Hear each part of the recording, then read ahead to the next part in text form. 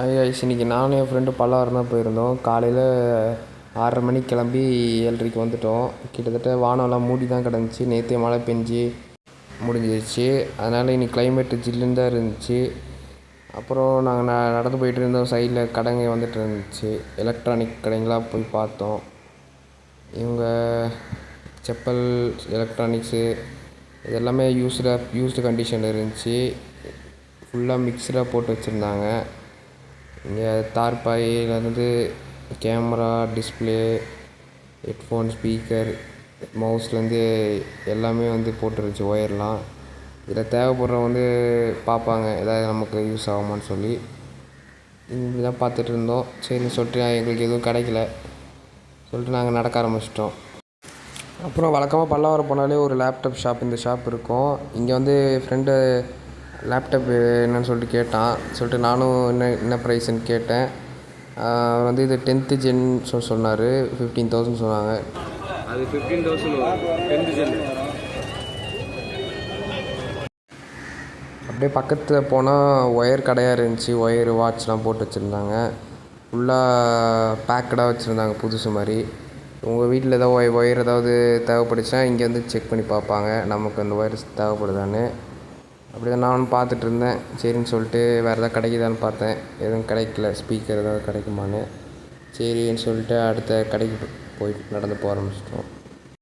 அப்புறம் லைனாக ஒரு கடையில் போகும்போது ஐஃபோன்லாம் வச்சுருந்தாங்க. ஒரு 4-5 ஐஃபோன் இருந்துச்சு. ஒன்று லாக்கில் இருந்துச்சு.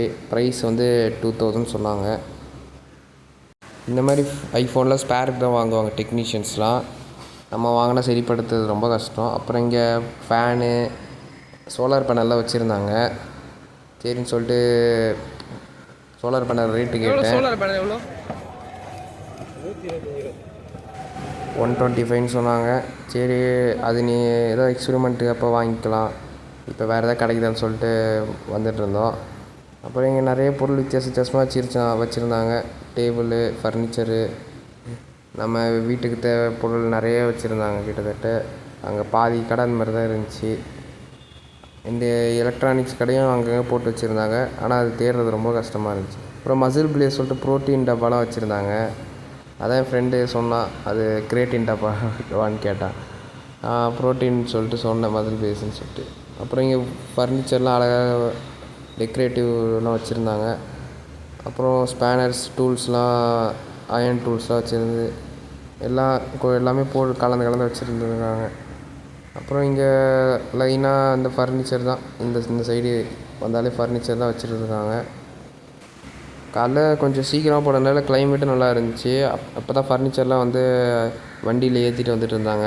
கடையில் அடுக்கி வச்சுருந்தாங்க. ஸ்டீல் ரேக்லாம் பார்த்தேன், நல்ல கண்டிஷனில் இருந்துச்சு. நிறைய பேர் ஸ்டீல் ரேக் யூஸ் பண்ணுவீங்க.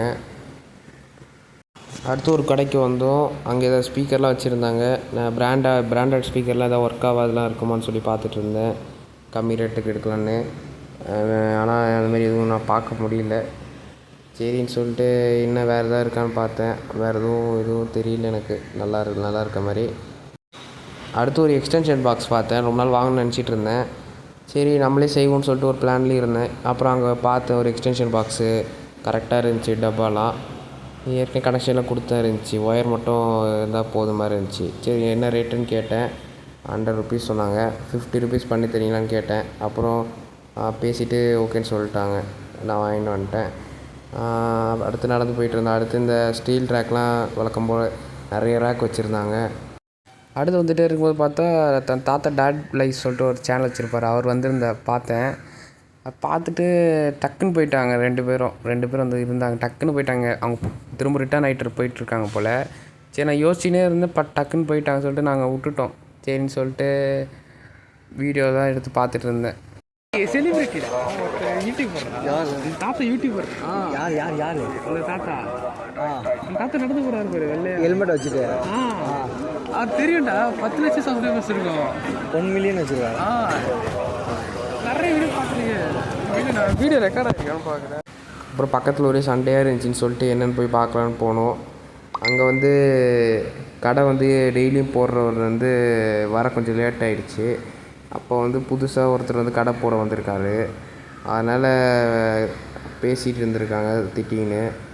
கடையை எடுங்கன்னு சொல்லிட்டு வருவாருன்னு சொல்லிட்டு, அதுக்கு அவங்களும் வந்து எடுக்க முடியாது சொல்லிட்டு இது பிரச்சனை பண்ணியிருக்காங்க. அதுக்கு வந்து சண்டே ஆகிருக்கு.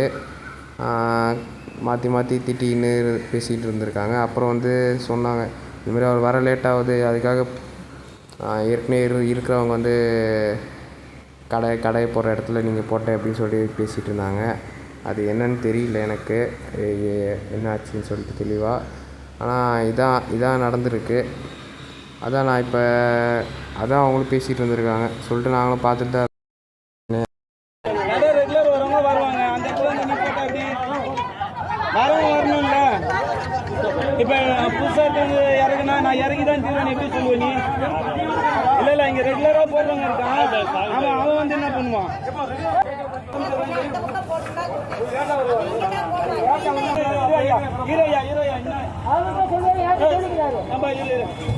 கடை போடுறவங்க ஏதோ பாதிப்பு இருக்கா? அப்ப கொஞ்சம் மாற்றி இல்லை, அது ஒத்துக்க மாட்டாங்க. ஒரே கடை போட மாட்டாங்கப்பா.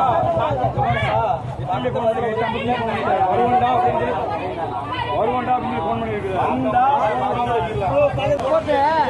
ஃபுல்லாவே எல்லாருக்கும் வியாபாரம் இல்லை போச்சு. வாங்கி வியாபாரம் இல்லை, யாருக்கும் வியாபாரம் இல்லை. கூட்டம் ஃபுல்லாக அங்கே தான் இருக்குது. எப்படி வியாபாரம் பண்ணுவாங்க? வாடகை போட எப்படி போடுவாங்க? யார் ஃபேஸும் காமிச்சிருக்க மாட்டேன். ஏன்னா அது சண்டை நடந்திருக்கு. அது வீடியோ எடுத்து அவங்க ஃபேஸ்லாம் காமிக்க வேணாம்னு சொல்லிட்டு விட்டுட்டேன். ஏன்னா நமக்கு எதுவுமே தெரியாது, நம்ம சும்மா வீடியோ தான் எடுத்திருக்கோம்.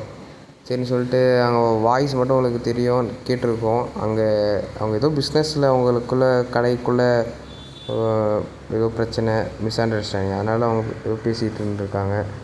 சரின்னு சொல்லிட்டு நாங்கள் அடுத்த கடைக்கு போக ஆரம்பிச்சிட்டோம். அப்புறம் ஒரு ஆசஸ் லேப்டாப் ரொம்ப மெலிசாக இருந்துச்சு. ரொம்ப ரொம்ப ரொம்ப மெலிசாக இருந்துச்சு. ஃபேன் கூட ஏதோ பேப்பர் மாதிரி இருந்துச்சு. அது என்ன மாடல் சொல்லிட்டு பார்த்தேன். சர்ச் பண்ணி பார்த்தா i5, i7, 8th, 7th ஜென்னாக இருக்குன்னு சொல்லிச்சு. எல்லாமே ரேம் எதுவும் கண்ணுக்கு தெரில அதில். ஏன்னா சின்னதாக இருக்கனால அது வந்து அதிலே சால்டர் பண்ணியிருக்காங்க. எஸ்எஸ்டியை காணோம். மற்றபடி டிஸ்பிளேலேருந்து எல்லாமே இருந்துச்சு. மதர் போர்டு ப்ரைஸ் 2000 சொன்னாங்க. யாராவது டெக்னீஷியன் பார்த்தீங்கன்னா சொல்லுங்கள் என்னென்னு. நிறைய கடை சைடில் போட்டிருந்தாங்க. சரி சொல்லிட்டு பார்த்துட்டு வந்தோம். அப்புறம் ஒரு கடை நல்ல கடையாக இருந்துச்சு. அந்த சைடே போயிட்டு இருந்தோம் அவர் போடுற கடையிலே. அப்புறம் இங்கே சில பல ஐட்டம்லாம் இங்கே இருந்துச்சு, நல்ல ஐட்டம் பார்க்குற மாதிரி இந்த இடத்துல இருந்துச்சு. சரின்னு சொல்லிட்டு நானும் பார்த்துட்டேன், எதுவும் நல்லா தெரிலன்னு சொல்லிட்டு வந்துட்டோம். இப்போ அடுத்து நான் எக்ஸ்டென்ஷன் பாக்ஸ் வாங்கியிருக்கேன். அதை ரிப்பேர் பண்ணி சொல்லிட்டு நான் இது காட்டுறேன் உங்களுக்கு தெளிவாக. அடுத்து என் ஃப்ரெண்டு அவன் மொபைலில் ஸ்க்ராட்ச் கார்டு வாங்கினான். இதுக்கு மேலே போனால் வீடியோ ரொம்ப நேரம் லென்த்தாக போகுதுன்னு இருக்க மாதிரி இருக்குது. பார்ட் 2 வேணால் லைக் பண்ணுங்கள், கமெண்ட் பண்ணி வைங்க. அதுக்கேற்ற மாதிரி நான் பார்ட் 2 சீக்கிரம் ரெடி பண்ணி போடுறேன். இப்போதைக்கு லென்த்தாக போகுது வீடியோ சொல்லிட்டு நான் ஷார்ட்டாக முடிக்க பார்க்குறேன். ஓகே ஃப்ரெண்ட்ஸ், நான் அடுத்த வீடியோவில் பார்க்கலாம். பாய்.